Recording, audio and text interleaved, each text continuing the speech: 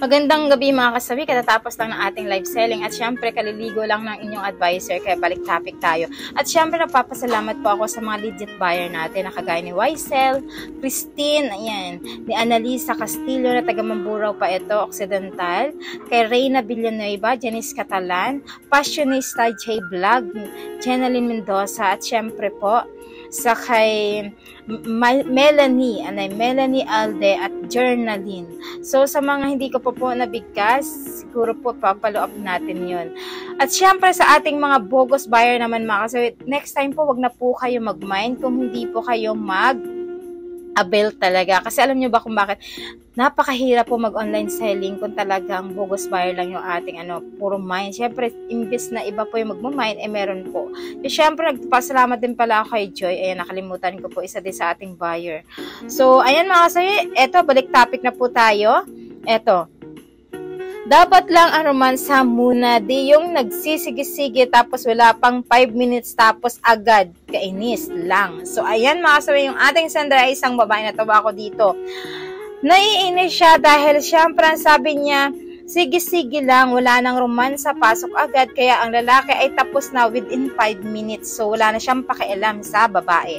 Sabi ko nga sa inyo mga kasawi, na-discuss ko na rin ito ng mga last, na mas maganda na magkakaroon ng foreplay ang isang lalaki at isang babae. Napaka-importante ito sa mga kababaihan, mga kasawi, at mga kalalakihan, lalo na sa mga lalaki na talagang walang pakialam na hindi pa nalalabasan ang kanilang asawa, ay sila ay wala nang pakialam to, basta sa kanila ay nalabasan na sila. Hindi po nagiging successful ang isang babae or satisfaction ng isang babae kapag once na sila ay hindi nalalabasan tapos ang lalaki na ay dead man na lang ito. Hinahayaan na lang na siya lang yung nalalabasan. Bilang babae kasi, kapag once na ganun ang ginawa nyo sa asawa ninyo, ay talagang maiinis at maiinis sa inyo yung babae kapag eto yung ginawa ninyo.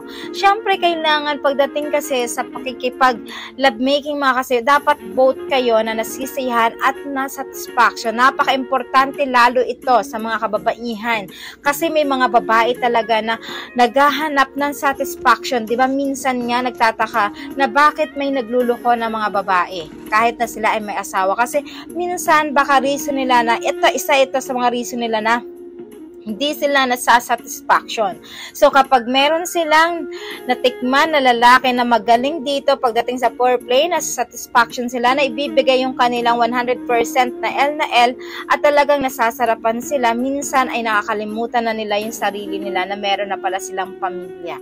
So, iba't iba kasi yung mindset ng mga kababaihan, mga kasawi at kalalakihan. Diba? Sa mga kalalakihan, napaka-importante yung kanilang pakikipaghanahana sa isang babae. Kaya minsan, diba, kapag sila ay hindi nabibigyan ng kanilang asawa, ang nangyayari ay nagluluko ang isang lalaki. Pero, sabi ko nga sa inyo, depende sa mga kalalakihan, pero may mga lalaki naman na napagbibigyan ng kanilang asawa, pero ito talaga ay hindi nakokontento at talagang ganun na talaga sila, ang tinatawag na babaero talaga sila mismo. Kaya sa mga kalalakihan, sabi ko nga sa inyo, lagi niyong tatandaan na mas mahalaga na pinapalabas nyo ang isang babae or pinapalabas, mauuna silang lalabasan bago kayo kasi mas maganda na ang babae ang nauuna kasi yun yung satisfaction. So, nasatisfied siya. Masisiyahan niya isang babae. At the same time, mapapalabas niya ang kanyang L pagdating dito sa kama at malahalimaw niyang performance kapag once na nasisiyahan ang isang babae.